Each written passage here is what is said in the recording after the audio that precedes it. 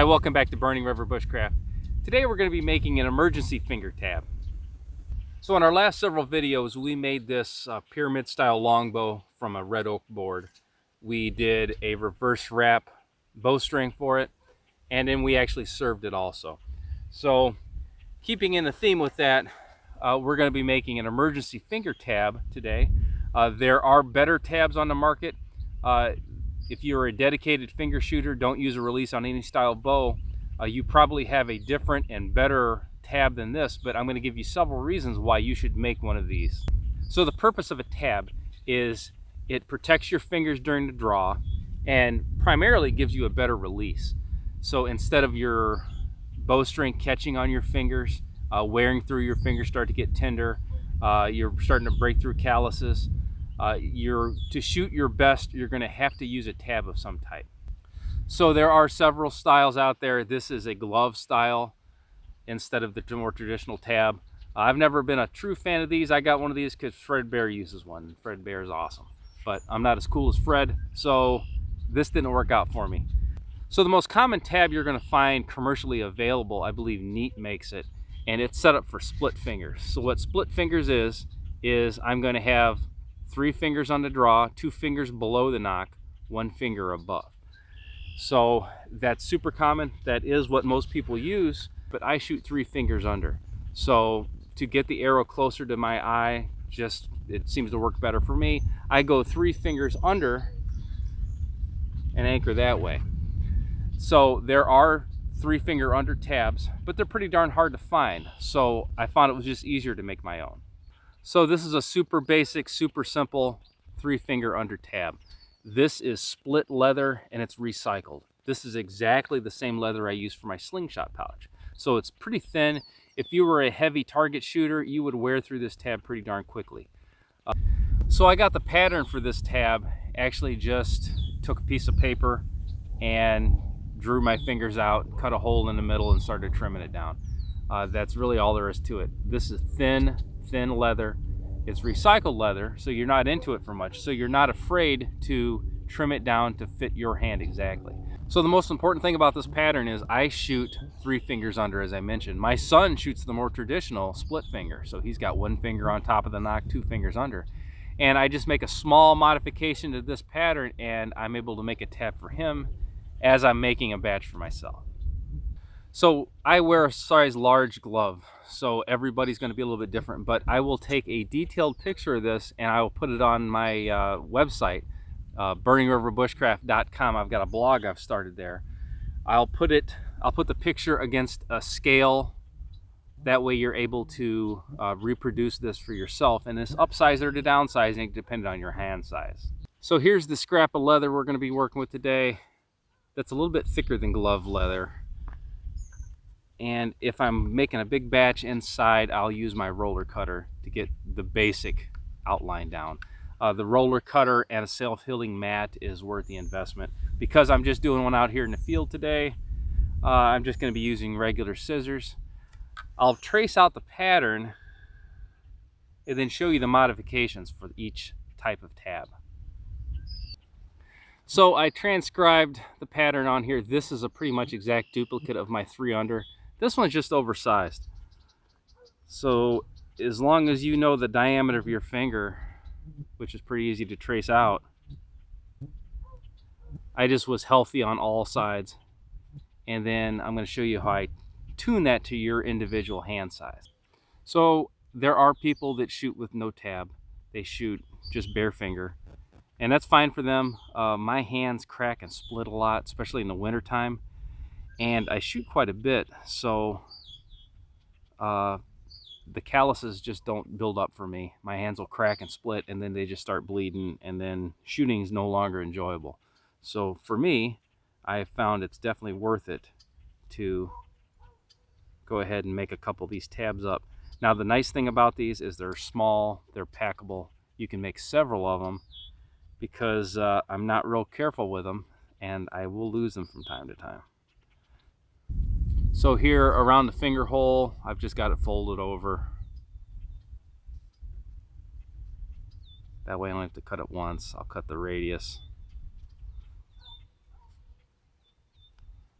And it's best to cut these things a little bit smaller when you're doing it the first time, because you want this to stay on your finger. When I'm out walking the wood lines and just playing with my bow stump shooting or looking for groundhogs or any other target of opportunity, I like to just have my tab on my hand. I will, be looking for wild edibles or doing whatever the heck I'm doing outside in the woods, and this thing just is a part of my hand. It doesn't ever come off.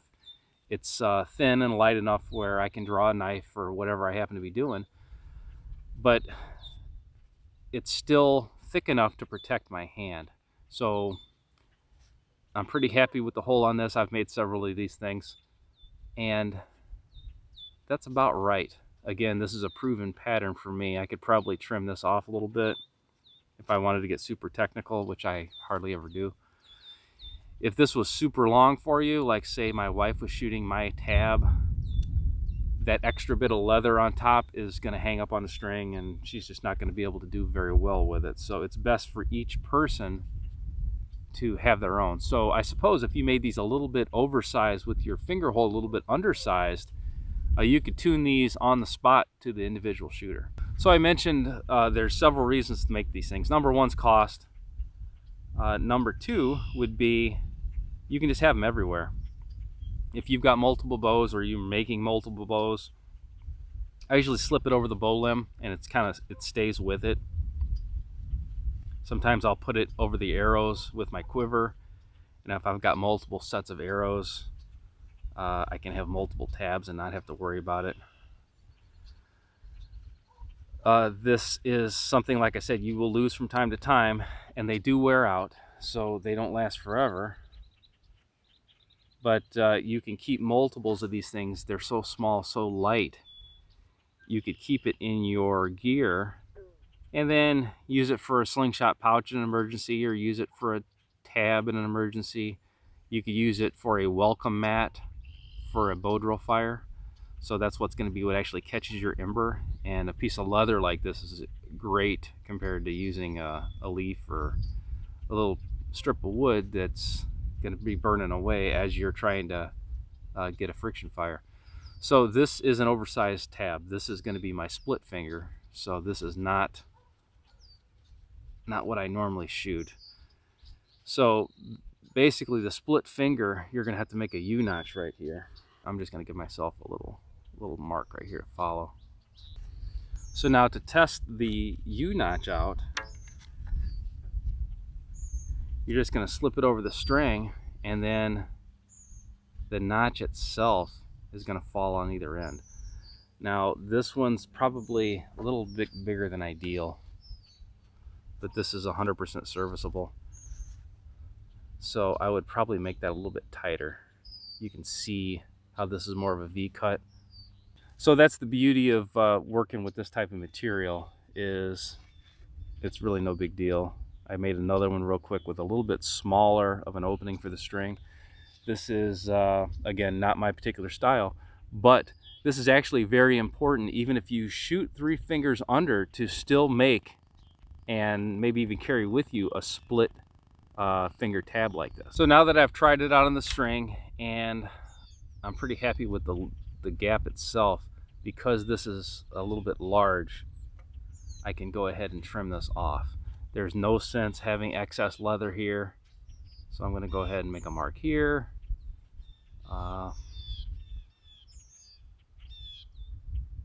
Probably on the top edge here and here. So I'm just going to fine tune this in until I have no excess leather, but my hand is still completely protected.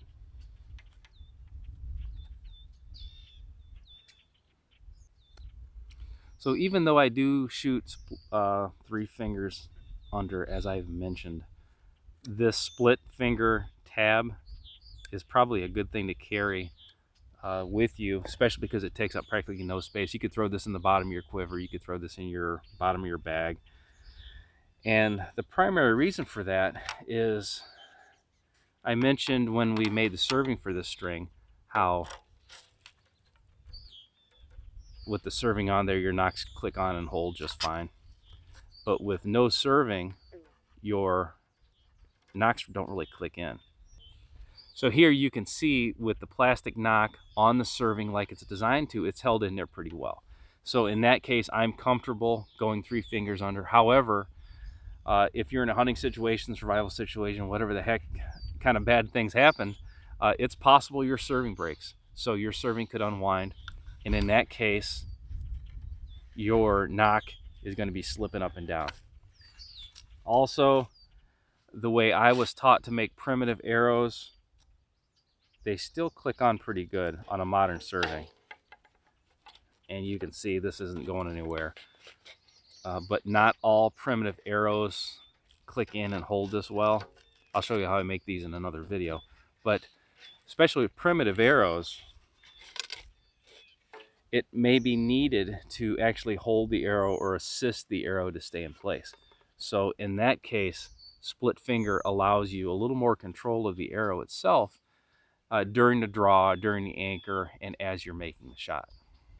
So I made 3 of these things in just a few minutes for practically nothing. This was all just scrap material. And you can see I can put one with each bow. I can make one for other shooters. I can make one for an emergency in case I have to switch and shoot split finger due to a damaged knock or a bowstring failure or something like that. So this is definitely something you're going to do. Again, you can play with the pattern yourself like I did. You can go to burningriverbushcraft.com. I'm going to have a photo of both of these tabs on a template background so you can see what an inch is, and you can print that page out and go ahead and cut them out yourself. But cost, tunability, the ability to make a split finger or a 3 finger under, that's another advantage. The fact that it takes up practically no room, and the overlooked fact that it makes you more self-reliant. So we're already making bows from just normal hardwood lumber from Lowe's or Home Depot. The string, we've learned to make that. We've learned to tie our own serving.